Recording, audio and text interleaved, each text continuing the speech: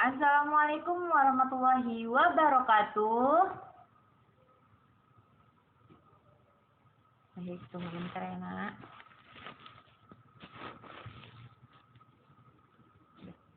Sudah jelas muka Ibu kan?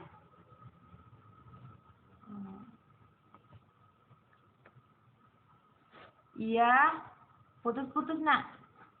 Coba lagi ulang. Ha.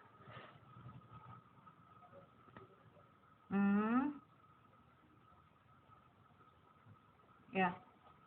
Iya, terima kasih. Iya, tadi orang tuanya Sinta juga udah ngabarin Ibu kalau Sinta katanya lagi sakit. Iya. Iya, nggak apa-apa. Terima kasih udah ngingetin Ibu. Iya. Nanti Ibu absen ya. Kita absen nanti. Kita tunggu teman-teman yang lainnya. Iya, Bilar. Iya, tidak apa-apa. Iya. Ya gini ya, Nak. Kalau misalnya kalian kurang tempat kalian susah jaringan atau bagaimana, tapi kalian ingin berusaha untuk tetap masuk di pelajaran Ibu dan bergabung untuk belajar pada saat ini terutama kan, kalau kalian ingin gabung sama teman kalian nggak apa-apa. Ibu sangat salut karena kalian ingin berusaha gitu. Nggak apa-apa, Ibu nggak masalah kalau kalian berdua, satu HP atau bertiga. Yang penting kalian paham apa materi Ibu jelaskan. Dan Ibu juga paham situasinya gimana, nggak selamanya jaringan itu ada. Jadi Ibu nggak masalah kalau kalian bergabung kayak gitu, nggak apa-apa. Yang penting kalian paham nanti Ibu jelasin, kalian juga konsentrasi, nggak main-main. Ya Ibu nggak masalah. Ya. Baik, berarti sudah.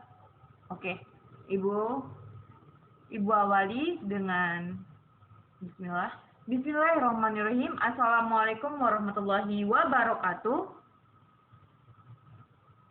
Selamat pagi anak-anak Ibu yang Ibu sayangi dan Ibu cintai. Baik, bagaimana kabarnya, Nak? Alhamdulillah. Ibu harap kabar kalian selalu sehat, baik, dan yang pastinya kalian harus tetap semangat yang meskipun sementara ini dan sampai detik ini kita belum bisa bertemu secara langsung atau bertatap muka untuk belajar, tetapi kalian harus semangat belajar, dan belajar, terutama belajar seni budaya. Semoga kalian tidak bosan belajar dengan Ibu dan tidak bosan dengan pembelajaran seni budaya ini ya. Jadi baiklah anak-anak yang Ibu sayangi, sebelum kita pembelajaran dimulai, alangkah baiknya kita berdoa menurut agama dan kepercayaannya masing-masing.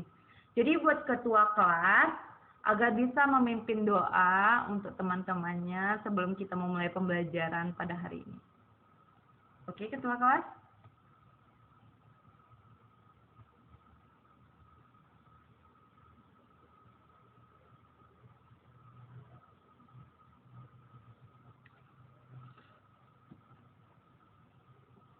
Baik. Sudah. Semoga dengan doa kalian tadi kita diberikan kemudahan dan kelancaran dalam hal apapun terutama pembelajaran pada hari ini. Semoga segala penyakit khususnya yang Ibu sering ingatin, khususnya pandemi sekarang yang sedang beredar saat ini segera berakhir, amin ya Allah, agar kita dapat bertemu dan melakukan pembelajaran bertatap muka di sekolah ya, amin ya robbal alamin. Baik, sebelumnya Ibu sudah share atau sudah Ibu bagikan materinya kan sebelum kita belajar pada hari ini. 2 hari sebelum kita masuk ini Ibu udah kasih materi dan semoga kalian bisa paham apa materi yang kita mau belajarkan hari ini dan kalian semoga bisa sedikitnya menjelaskan atau bisa memahami Atau kalian juga bisa bertanya nanti selesai pembelajaran dimulai. Berakhir nanti maksudnya. Baiklah. Langsung saja Ibu lanjutkan, yaitu tentang apa kita sekarang? Nah, benar. Kita pembahasan pada pertemuan ketiga ini, bentar ya. Maaf ya nak, Ibu batuk. Sebelumnya Ibu mohon maaf jika nanti selama kita pertemuan pembelajaran pada hari ini, jikalau ada suara Ibu yang kurang jelas atau macet-macet, ataupun nanti ada suara berisik, suara motor kah, atau anak lagi main kah, atau gimana, Ibu mohon maaf karena kan juga di sini banyak anak-anak gitu. Jadi Ibu mohon pengertiannya buat kalian semua. Ibu harap kalian juga bisa nanti dengar apa penjelasan yang Ibu omongin. Dan mohon maaf kalau sering Ibu batuk karena memang Ibu lagi tenggorokannya lagi kurang sehat. Jadi Ibu mohon maaf sekali lagi buat ketidaknyamanan, mana tahu nanti kita belajar ada kendala di pas kita belajar. Ibu mohon maaf ya nak. Baik. Oke. Selanjutnya langsung saja kita, yaitu tentang teknik dasar pantomim. Teknik dasar pantomim. Apa sih itu teknik dasar pantomim? Pasti kita kalau kita belajar, kita pasti cari tahu dulu apa sih itu teknik dasar pantomim. Teknik itu apa? Dasar itu apa? Nah, teknik itu hal yang benar harus kita pelajari. Teknik itu dan dasar itu baru awal, pemula, dibilang kayak gitu. Kalau pantomim, nah pantomim itu apa gitu kan, jadi teknik pemula gitu. Nah, jadi kita harus belajar. Sekarang kita akan menjelaskan tentang pantomim dulu nih. Pantomim adalah, ada yang tahu? Apa Vika? Coba. Iya, nggak apa-apa.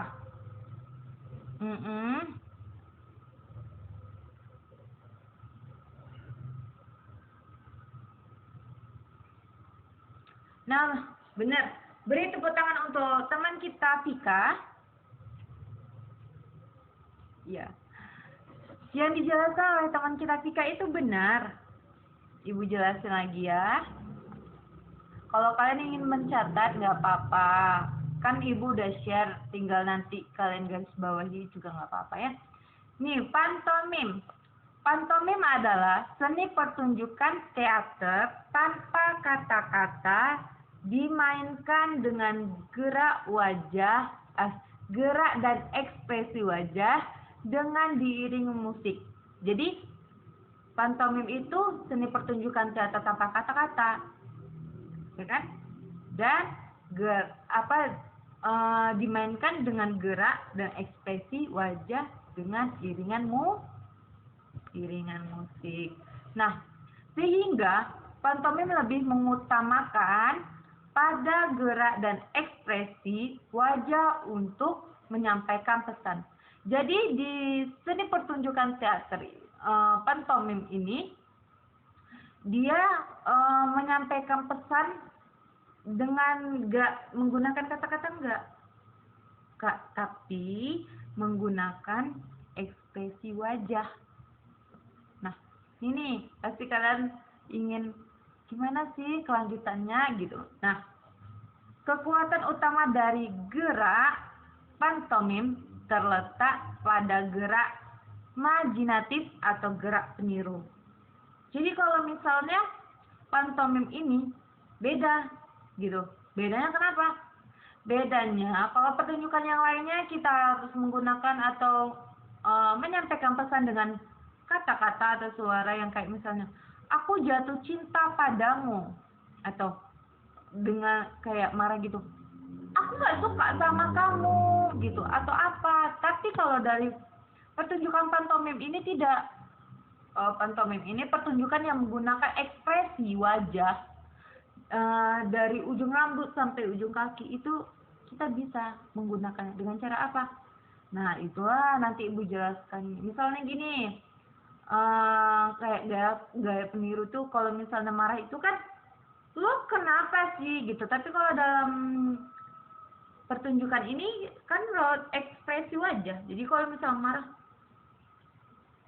nah, kayak ekspresi marah gitu. Orang ekspresi marah tuh gimana gitu kan? Paham? Nah, jadi pertunjukan pantomim biasanya bersifat luas, humoris, dan menghibur. Kenapa menghibur? Karena ya menurut Ibu menghibur, semua pertunjukan itu menghibur. Tapi pertunjukan ini memang ya bersifatnya tuh humoris dan memang menghibur banget kalau menurut Ibu kan. Jadi perpaduan antara gerak-gerik tubuh dan ekspresi wajah yang berkarakter menjadi pantomim tontonan yang menarik. Kenapa tontonan menarik? Karena nggak semua orang itu tuh bisa melakukan pertunjukan ini gini. Kenapa Ibu bilang kayak gitu? Karena kita butuh belajar yang lama untuk bisa memahami ekspresi atau bisa lebih dalamnya lagi untuk mengekspresikan wajah kita. Kayak kita buat A, I, U, E, O, itu tuh susah. Yang biasa A, I, U, E, O, A, I, U, E, O. Ini kan biasa cuma mimik wajahnya atau ekspresi wajahnya cuma A, I, U, E, O, A, I, U, E, O. Tapi kalau misalnya dengan memang benar-benar kayak senam wajah gitu, A, I, U, E, O, kan jelas A, I, U, E, O. Jadi semuanya itu kayak bukan dari mulutnya aja. Kalau kayak biasa A, I, U, E, O, itu kan dari mulutnya aja gitu kan. Tapi kalau misalnya ekspresi itu semua A, I, U, E, O. Dan kalau senam wajah ini juga berguna, bagus untuk kita kan. Paham sampai di situ?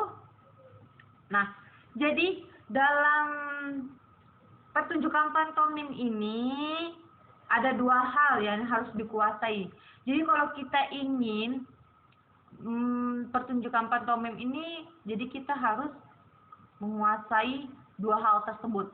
Ada yang tahu apa saja? Hayo, ada yang tahu tidak? Iya, Sabirin.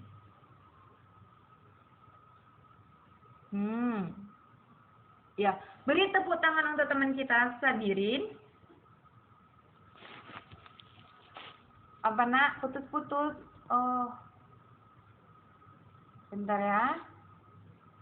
Nah, sudah putus-putus apa belum? Ya, maaf mungkin jaringan Ibu. Udah, kita lanjutkan ya nak. Yaitu ada dua hal yang harus dikuasai dalam pertunjukan pantomim. Nah, dua hal itu apa? Yang pertama tadi udah dijelaskan oleh Sabirin, yaitu tentang pertama yaitu tubuh. Yang kedua tadi adalah ekspresi wajah. Ekspresi wajah yang kedua. Yang pertama dulu kita bahas, yaitu tentang tubuh. Kenapa dibilang tubuh? Karena pertunjukan pantomim ini dilakukan atau kita menyampaikan pesan itu dari ekspresi kita. Jadi kita yang pertama itu adalah tubuh. Dilakukan latihan pertunjukan atau pertama adalah tubuh. Dilakukan latihan pelenturan, pemanasan, dan pendinginan. Meliputi gerak kepala, tangan, badan, panggul, dan kaki. Jadi kalau tubuh ini dari ujung kepala sampai ujung kaki atau dari ujung kaki sampai ujung kepala. Kita harus bisa mempelajari itu semua karena pertunjukan ini udah Ibu kasih tahu kalau kita ngomong gitu, kita menyampaikan pesan dari pertunjukan itu melalui tubuh kita, ya tubuh kita, ekspresi wajah kita gitu kan, paham? Iya. Jadi tadi itu melalui dari ujung kaki sampai ujung kepala kalau soal tubuh. Dan yang kedua tadi apa? Tentang ekspresi wajah. Kedua, latihan ekspresi wajah bisa dilakukan di depan. Ekspresi yang harus dilatih antara lain sedih, senang, kecewa, dan marah. Nah, kenapa bilang kayak gitu? Karena kalau ekspresi kayak tubuh tadi nih, tubuh kan dari ujung kaki sampai ujung kepala. Kayak kepala, kan kepala tadi tuh ada tangan, ada badan. Jadi kalau misalnya dia menyampaikan pesan kayak kayak gimana ya, kayak ada orang manggil gitu, kalau orang ngomong iya gitu kan, udah langsung gitu kan, kayak gitu, paham mas? Kayak misalnya nih wajah yang sedih pasti tau lah kan, sedih, muka sedih itu gimana. Kalau sedih berarti muka kita ya harus sedih. Jangan pula kalau pertunjukan dimulai dengan raut wajah yang sedih, tapi kita menunjukkan raut wajah yang senang, itu tidak mungkin gitu. Maksudnya melenceng dan tidak sesuai dengan apa yang diinginkan. Tetapi kalau misalnya benar-benar kita lakuin orang sedih dan kita ikut sedih, wajah, ekspresi wajahnya, jadi pertunjukan itu pun seru gitu, yang melihatnya juga kayak wow, bagus, menarik, apa segala macam gitu kan. Kayak sedih, muka sedih itu kan kayak gitu. Jadi kalau misal muka sedih itu, kalau yang mau nangis ya silahkan nangis gitu kan. Kalau senang ya gembira, kayak gembira, tapi nggak boleh keluar suara gitu sampai kayak semeringah gitu kan. Kalian kan tahu senang itu gimana kan. Terus ada lagi kecewa. Kalau kecewa itu kan kayak pokoknya kayak gitu contohnya kan. Ibu kasih wajah ibu walaupun ibu kurang paham, atau misalnya karena nggak sembarangan orang bisa melakukan hal tersebut, sebab kita harus belajar dan butuh waktu yang lama untuk belajar. Tapi kalau misalnya ingin belajar, memang diniati untuk belajar, insya Allah kita bisa gitu kan. Terus kalau marah, pasti kalau marah itu kita sering melihat misalnya orang tua kita lagi memarahin adik kita yang nggak mau tidur siang gitu kan. Kalau nggak mau tidur siang berarti ya otomatis orang tua marah, karena waktunya tidur siang kok malah main-main gitu kan. Jadi kita pasti pernah tuh melihat, wah orang tua saya marah karena adik saya nggak mau tidur siang misalkan. Tuh lihat kalau sedih muka adik kita, adik saya sedih mukanya karena dimarahin orang tua saya. Nah kan enak, kan paham itu kan. Jadi ekspresi wajah itu sebenarnya kesehari-hariannya kita sudah melakukannya. Jikalau kita misalnya senang mendapat ekspresi senang saat kita mendapatkan hadiah atau kado ulang tahun dari kedua orang tua kita. Kalau muka sedih, ekspresi muka kita sedih di saat kita lagi misalnya galau. Kalau zaman sekarangnya galau diputusin pacar. Nah, itu juga bisa. Terus kalau ekspresi kecewa. Saat kita menginginkan sesuatu, nilai misalnya, nilai kelas 1 SMP atau kelas 7. Naik turun, berarti kan otomatis tidak naik terus. Misalnya dia juara 3, tahunnya besoknya dia ranking 5, itu kan anjlok, menurun. Jadi itu ekspresinya kecewa, kekecewaan yang ada di diri kita karena menurunnya tingkat prestasi kita. Ada juga yang namanya tegang, di saat kayak nonton horor sama keluarga kita gitu kan, sama keluarga kita nonton, terus ada hantu tiba-tiba keluar gitu ngagetin kita, tegang. Otomatis misalnya kayak suara yang kayak ada suara ki kayak gitulah, otomatisnya kita tegang kan. Nah itu, jadi semua ekspresi wajah itu kita lakukan juga kesehariannya, tapi kalau dalam pertunjukan itu kita lebih menguasai hal tersebut karena kita ingin menyampaikan pesan kepada penonton agar penonton pun bisa memahami, bisa mengerti pertunjukan itu ngapain gitu kan. Dalam penampilan pertunjukannya, pantomim dapat dilakukan sendiri atau tunggal, berpasangan, dan kelompok.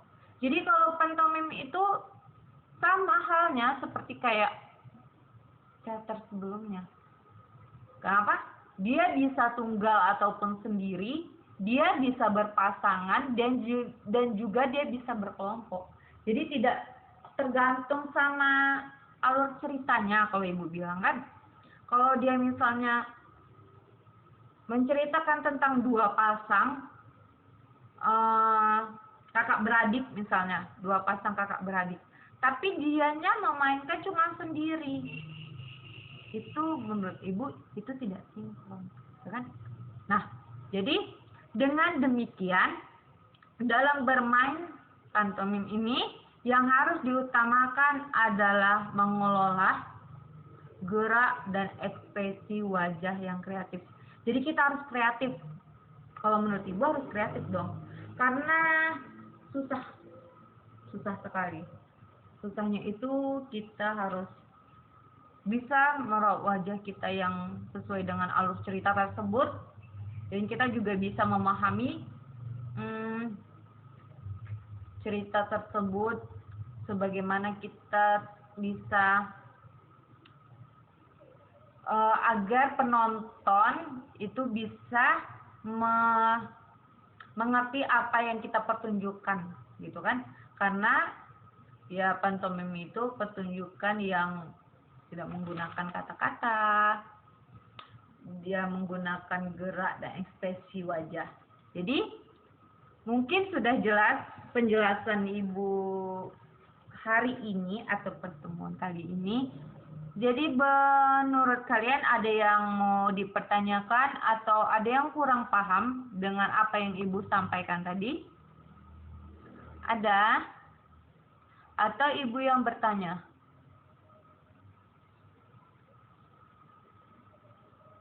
Oke, coba ya ibu yang bertanya. Siapa ya?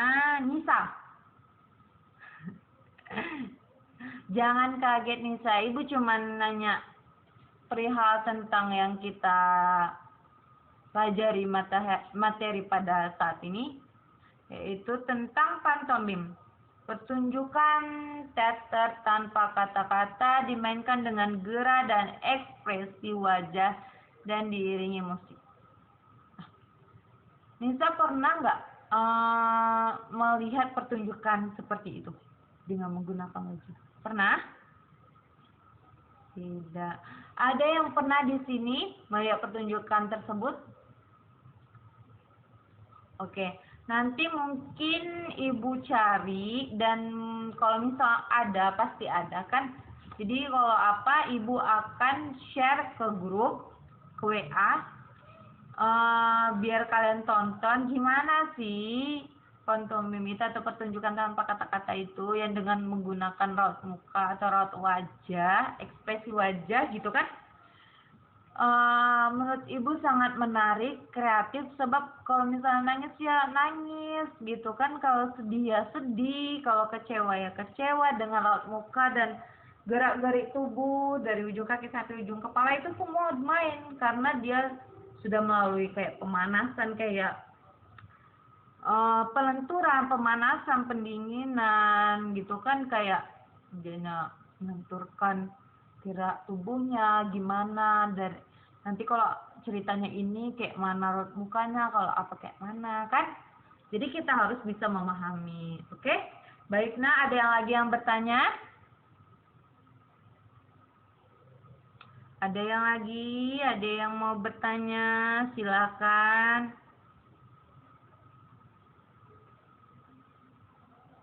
Iya, kenapa?